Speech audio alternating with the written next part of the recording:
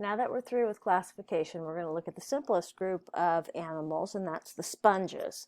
Um, Sponges are very different from what we normally think of as an animal. When you look at it, you can see that it has the pores or the opening. It is going to be what we call a filter feeder, which means it eats organisms that it pulls out of the water. You'll notice looking at it as far as symmetry, it is asymmetrical. There is no way to cut it and to cut it down the center to actually get it to have equal size. So we know it is an animal. It is in the subkingdom Parazoa, which you do not need to know, and it is in the phylum Porifera, and porifera means pores. It has side pores as well as openings that allow water to go through. So some characteristics of porifera: it is the simplest of all animals. It does contain specialized cells, but it has no other level of organization. So usually cells form tissue, tissues form organs, organs form systems, etc. So this has cells, but it does not have tissues. Most of the sponges that you find are marine, and saltwater sponges are brightly colored, and you will find a number of those when you're looking at coral reefs and other areas. Freshwater sponges look very different. They are dull and small and green in color, so they blend into their environment, unlike those found in the ocean. Their size can vary from 2 meters to as small as 2 centimeters. So, porifera means pore bearing. Water enters through pores and brings the sponge oxygen and food. So the whole body basically is made up of smaller pores, and those pores, with the help of some flagella, pull water in through the sides, and then it goes back out through the top pore, which is called the osculum. So when that water comes through, the sponge pulls out food and oxygen that it can use for its cells. So it's a filter feeder, so it filters things out of the water, and it filters plankton out. And plankton are small living organisms, and a lot of them are photosynthetic, so they will undergo photosynthesis. They float through the water. They have a larger opening at the top called an osculum, and so the pores are all around the sides and pull the water in, and once it's drawn in, cells take the food and the oxygen out and dump the wastes. The rest of the water goes out through the top, through the osculum. So here's a picture that kind of shows it. The pores on the sides, you've got incurrent pores that allow water to go through, and then it gets eventually pushed out through the osculum, and that's kind of how the water flows. When you're looking at the inside of the sponge, you have these choanocytes, and they have these flagella showing through them or coming off of them that help to push the water flow actually through the sponge. So water goes in here, it goes out there. And so here it is looking at the sponge. You can see the osculum because they are the larger openings. So here's an example of a video showing the flow of water through the sponge. You can see it coming out through the osculum or the top. You can see, actually there's multiple osculum in there that you can see water getting pulled out, pushed out of, and you can also see water being pulled into the sponge. So they are asymmetrical. They are sessile, which means that they are attached to a rock. The adult form does not move. When you see that in an animal, you can guarantee that the larva can move. Reason for that is it really doesn't help the sponge to reproduce and then have all of the other sponges living in the same environment, because they're going to compete for food and other substances. So they do have a free swimming larva stage, and that's called diplorula. So when it undergoes sexual reproduction, it produces a larva that swims. But they do reproduce by both asexual and sexual reproduction. And you tend to find that in organisms that aren't that mobile and that maybe may not encounter mates that often.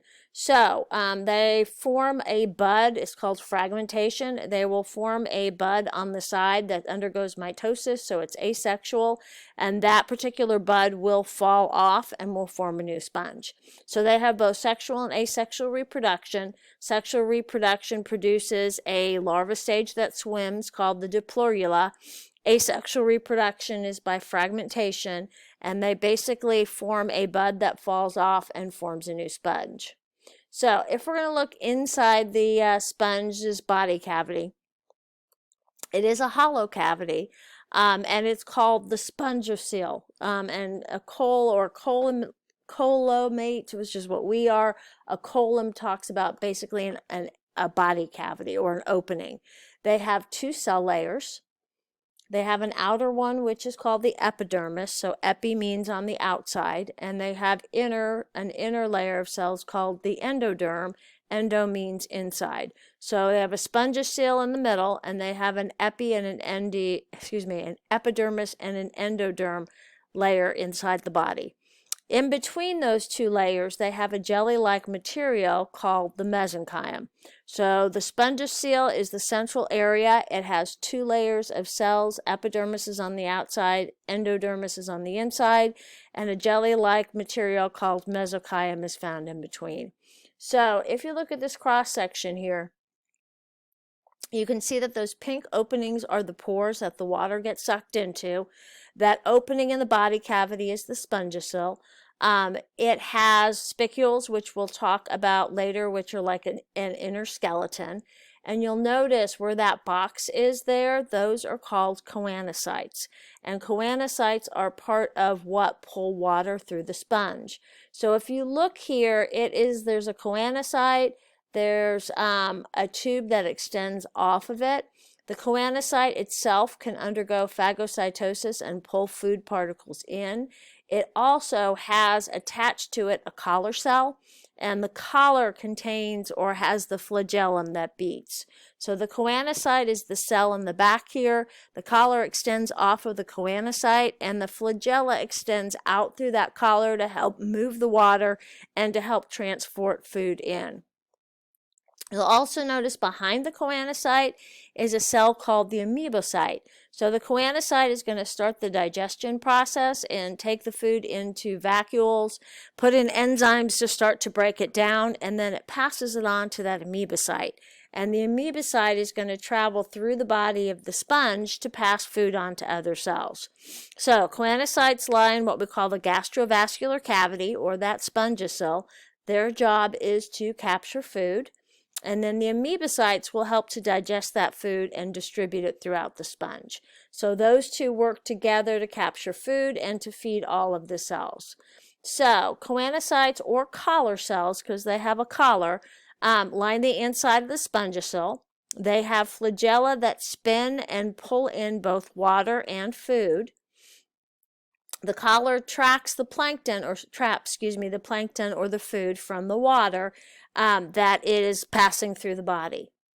So the water comes in, it goes by the choanocytes, the flagella beats, and that causes it to go outside of the osculum. So in the porocyte, in the atrium or the gastrovascular cavity, the food's removed, and then it goes back out through the osculum. So amoebocytes' job is to pick up the food from the choanocytes. They finish the digestive process. So choanocytes will take the food, put it into a vacuole, put in enzymes, and start the digestion process. Amoebocytes will take the food vacuoles from the choanocytes. They will finish the digestive process, and they'll move through that mesenchyme to take the food to other cells that need it.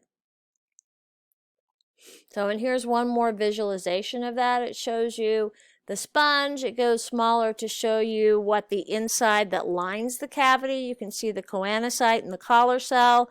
It shows you the flagella that is in there, and the collar cell has the amoeboid attached. That's going to take and transport the food. So a little bit on skeletal structure. It's made up of protein fibers that are called spongin. Spicules are the harder spear-shaped or the star ones that are inside. Spicules are made up of calcium carbonate. So that's the same thing as the limestone that we make buildings are made out of. Or the spicules can also be made out of silica, which is what glass is made of. So it contains a network of proteins called spongin. It also has spicules in it. So here are some differences. There's spongin and there's spicules. And there is silica spicules, which is what, like glass is made of the silica, and then there are the limestone spicules. So it does have a skeletal system that allows it to maintain its shape. Otherwise, it would collapse in on itself with the water pressure. So here are some other examples of the skeletons. And then we will get into sponge reproduction next class period. So your job right now is to work on the porifera web quest for today, and make sure that you have taken the classification test that is closing on Monday at 3 o'clock.